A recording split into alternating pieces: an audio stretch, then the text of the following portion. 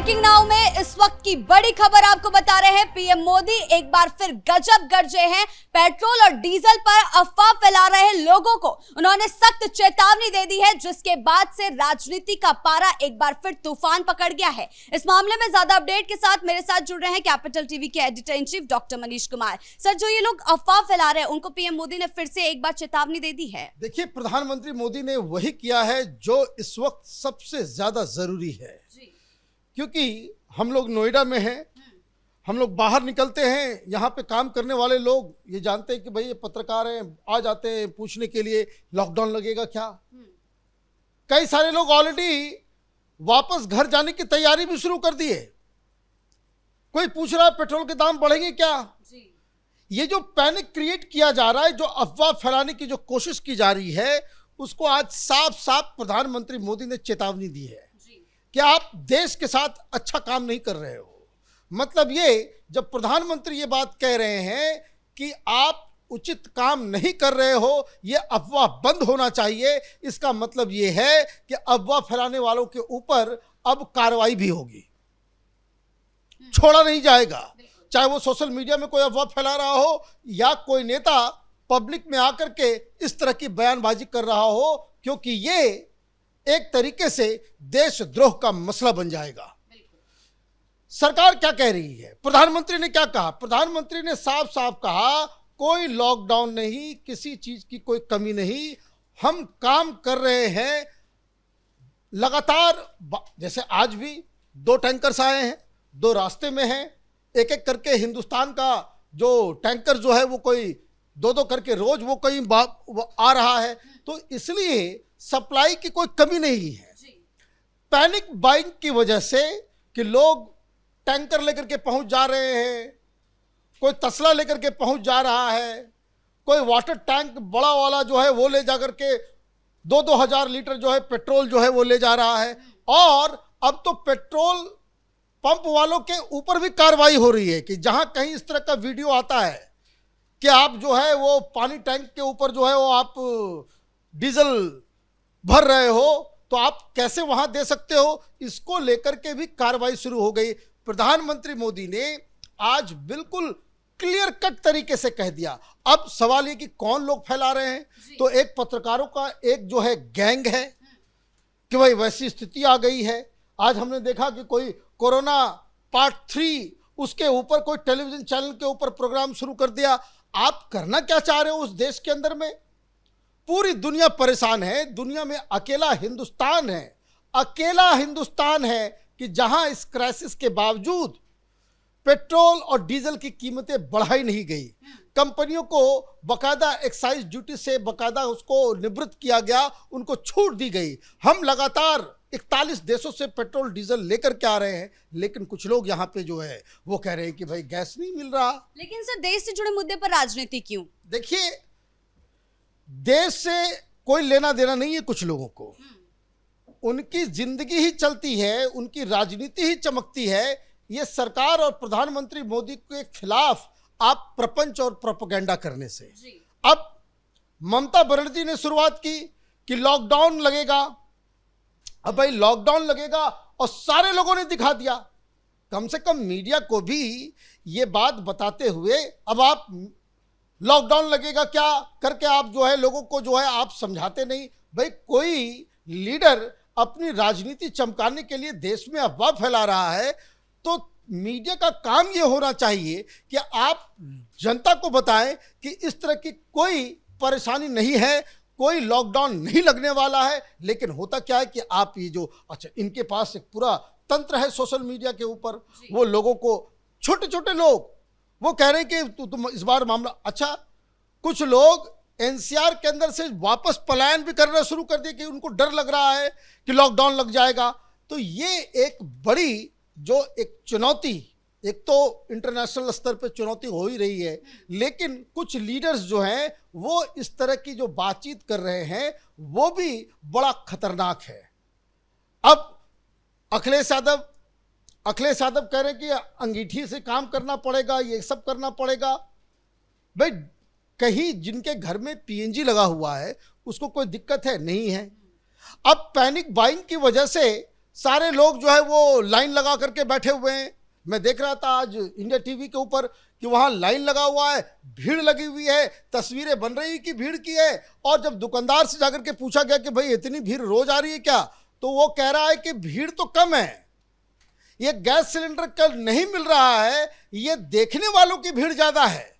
मतलब इस जो अफवाह फैलाने की वजह से ये जो माहौल बन रहा है ये बड़ा खतरनाक है। सरकार क्या कर रही है ये भी समझ लीजिए। सरकार ने कल भी तमाम बड़े बड़े मंत्री, अलग अलग मंत्रालय, उनकी बैठक हुई। इनके पास प्लान बी भी है, प्लान सी भी है। पेट्रोल डीजल जो है, जो स्टेट ऑफ हॉर्मोज से नहीं आ रहा है, तो हमने रसिया से जो है वो 40% जो है तेल जो है ज़्यादा हम लेकर के आ रहे हैं। जितना हम लेकर के आ रहे थे उससे 40% हमने ज़्यादा कर दिया और भारी संख्या में हम लेकर के आ रहे हैं। ईरान के साथ हमारी बातचीत हो गई है, हम ईरान से भी हम ऑयल लेकर के आएंगे। तो यहाँ कोई हल्ला कर रहा है, वो पंजाब के मुख्यमंत्री कह रहे हैं कि भाई अब दूसरे लोग तय कर रहे हैं, डोनाल्ड ट्रंप तय कर रहे हैं कि हिंदुस्तान को कहां से क्या खरीदना है। अरे बाबा, 41 देशों से चीजें आ रही है, 41 देशों से। पहले अभी तक हम लोग 27 देशों से लेकर के आए, लेकिन मोटा मोटी हम जो है वो मिडिल ईस्ट से और उधर से रूस से लेकर के आते थे, लेकिन अब हम 41 देशों से लेकर के आ रहे हैं। तो चीजें कम नहीं होने जा रही, खत्म नहीं होने जा रहा, क्राइसिस नहीं है, दाम नहीं बढ़ाया जा रहा है। सरकार बार बार कह रही है, तो प्रधानमंत्री को आकर के सामने आकर के बताना पड़ा कि ये जो राहुल गांधी हैं, ये ममता बनर्जी हैं, ये तमाम लोग, ये लोग अपनी राजनीति करने के लिए इस तरह की बातें वो कर रहे हैं। तो पहली चीज ये। अब दूसरी चीज, क्या अब जो अफवाह फैलाएगा उसका क्या करें? तो सोशल मीडिया और तमाम जगहों पे इस तरह की चीजों को फैलाने वाले, झूठी बातें बताने वाले लोगों के लिए बाकायदा अब कार्रवाई भी होगी। अब हो क्या रहा है, अब उत्तर प्रदेश में कई जगहों पे डीजल पेट्रोल को लेकर के अफवाह फैलाई गई, एमपी में फैलाया गया। अब एमपी में फैलाया गया तो इंदौर के अंदर मालूम चला कि जो पहले खपत थी उससे दुगना लोग, जैसे नॉर्मल टाइम में जो एक गैस सिलेंडर की खपत हो रही है, कोई एजेंसी है उसके पास हर जो नॉर्मल, जब ये वॉर नहीं हुआ था तो नॉर्मल तौर पे जितने सिलेंडर रोज जाते थे, क्या वो जा रहे हैं? वो जा रहा है। भीड़ क्यों लग रही है? क्योंकि अचानक से जो है ये भीड़ जो है, डिमांड जो है वो क्राइसिस के दौरान जो है डबल हो गया है। यही हाल इस अफवाह की वजह से, जो डीजल पेट्रोल के पंप के ऊपर जितना लोगों की बिक्री होती थी, जितने लोग नॉर्मल टाइम में, अब मालूम चल रहा है कि इस पैनिक की वजह से, अफवाह की वजह से वो डबल उसकी खपत हो रही है। तो आप ये भी समझिए कि जब आप इस तरह का पैनिक करते हैं तो ये किस तरह से आप देश के लिए जो है वो एक गलत चीज़ों को लेकर के आप सामने आते हैं। तो ये एक बात हो गई। दूसरी चीज़, भारत ये इंश्योर कर रहा है डिप्लोमेटिकली भी हर चीज़ से कि इस तरह की समस्या नहीं हो। फ्रांस के साथ बातचीत चल रही है, प्रधानमंत्री मोदी की मैक्रो से बातचीत हुई कि कैसे इस युद्ध को जो है इमीडिएटली रोका जाए, या फिर क्या तरीका अपनाया जाए कि जिससे ये स्टेट ऑफ हॉर्मुज जो है वो एक फ्री एरिया बन जाए, कि ताकि कोई भी जहाज को कोई रोक ठोक ना हो, उसके ऊपर कोई हमला ना हो। इतना ही नहीं, आप ये समझिए कि सरकार, भारत सरकार कहां तक जा रही है।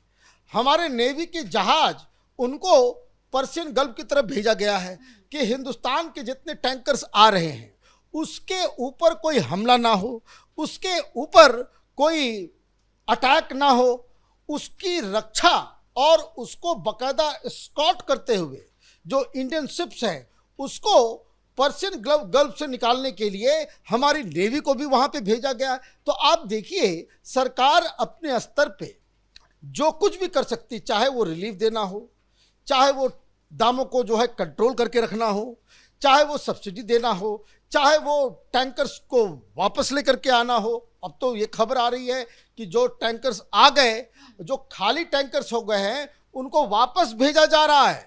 ये बाकायदा पर्शियन गल्फ की ओर जा भी रहे हैं, और वो वहां जाकर के जो खाली हो गया, अभी जो 8-10 जो टैंकर्स आए हैं उनको वापस भेजा जा रहा है, माल लोड करा करके फिर वो वापस आएंगे।